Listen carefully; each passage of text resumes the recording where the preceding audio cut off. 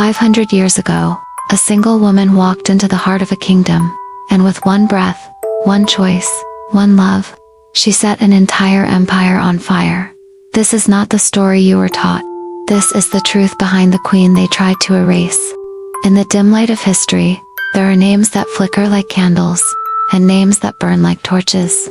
This is the story of one such torch.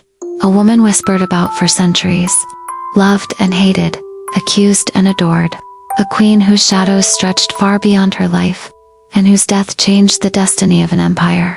Her name was Anne Boleyn.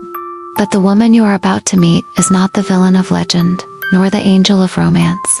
She is something far more human, and far more haunting.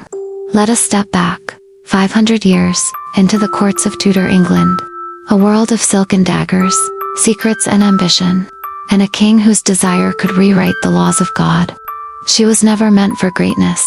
Anne was born into a family balanced between ambition and uncertainty. Noble, but not noble enough to dream of crowns. Her early life was quiet, filled with Tudor's lessons, her sister Mary's laughter, and the distant sounds of servants' footsteps echoing through the halls. But there was something different about her. A spark, a sharpness. Anne did not merely listen to the world. She studied it. She watched how people moved, how they talked, how power flowed through a room. She did not yet know it, but this ability, this almost frightening intuition, would become both her greatest gift and her death sentence. At 14, she was sent to the polished courts of Burgundy in France, places that shaped her like fire-shaped steel. There she learned wit, grace, diplomacy, and the art of speaking without ever saying a word. When she finally returned to England, she was no longer just a girl. She was a force, and forces, in a fragile kingdom, are dangerous. England's king, Henry VIII, was already restless when Anne returned. His marriage was failing, his hopes for a son fading, and his desire for something, or someone, new, was growing like a storm on the horizon. At first, Anne caught the king's eye as a curiosity, not the most beautiful woman at court, but the most unforgettable. She did not giggle like other ladies. She did not flatter. She did not kneel. Instead, she challenged him. She debated him. She refused him. And for a king unaccustomed to know, this was intoxicating.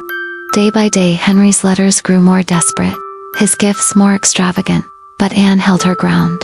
"Make me your wife, or let me be," she said again and again. It was a boldness few women dared, a boldness that rewrote history. The king pursued her, not as a lover, but as a destiny. His obsession with Anne would burn down his marriage, defy the Pope, shake the foundation of the church, and plunge the kingdom into years of upheaval. But to an ND, this was not merely romance, it was survival. Once Henry had placed her at the center of his world, there was no stepping away, not without falling. In 1533, against every rule of the church, every tradition of Europe, Anne Boleyn became Queen of England. Yet no crown ever felt heavier. From the day she was crowned, she was hunted not by assassins, but by rumors and expectations, and the cold stares of those who saw her as a usurper. Every step she took was watched. Every whisper around her twisted her enemies, painted her as a seductress, a witch, a woman who bewitched a king. But the truth was simpler. Anne was ambitious, yes, but she was also terrified. Terrified of failing, of losing the king's affection, of giving birth to another daughter instead of a son. And when her daughter Elizabeth was born, Anne already sensed the tightening of the noose. A mother, a queen, and a woman trapped in the merciless machinery of power. The years that followed were filled with storms. Anne lost 2 pregnancies. One of them, the son she believed would save her. Her enemies grew bold, her friends grew silent, and the king grew cold. By 1536, Henry's eyes had shifted to a quiet, soft-spoken woman named Jane Seymour, the opposite of Anne in every way. And so the whispers began. Anne is a witch. She has lovers. She plots the king's death. She is dangerous. Charges so impossible, they bordered on madness. But England did not need truth. It needed a scapegoat, and Henry needed freedom. Anne was arrested in the spring, dragged from her rooms in shock, and taken to the Tower of London, a place she had visited once before. on the night before her coronation. Then, it had been a palace. Now, it was a tomb. She was tried before a court of men, who had already signed her fate, accused of treason, adultery, and even incest. Accusations so absurd, that even her enemies wept. But Anne stood tall, with a calm voice. She spoke the truth. She had loved her king. She had been faithful. She had been loyal. Her words were powerful, but not powerful enough. On May 19, 1536, Anne Boleyn walked to the scaffold, not as a monster, not as a saint, but as a woman who had lived and loved, in a world that punished both. Her executioner, brought from France for his skill, promised her a swift death, and knelt. She prayed, and she forgave. A moment later, the sword fell, and the world changed. Anne's enemies thought her death would erase her. But history has a strange memory. Her daughter, the tiny girl, once dismissed as a disappointment, grew into Queen Elizabeth I, one of the greatest rulers the world has ever known. And so Anne's legacy lived on, not through fire and scandal, but through the brilliance of a daughter, who reshaped an entire era.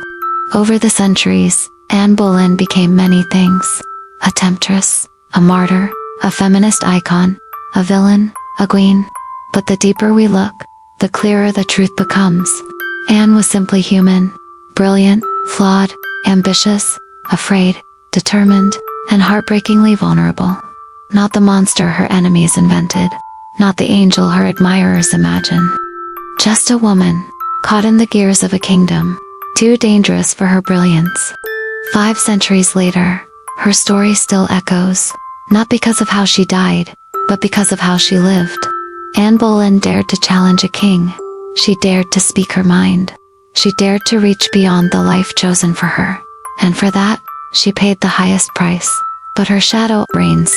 A reminder that power is fragile. History is cruel.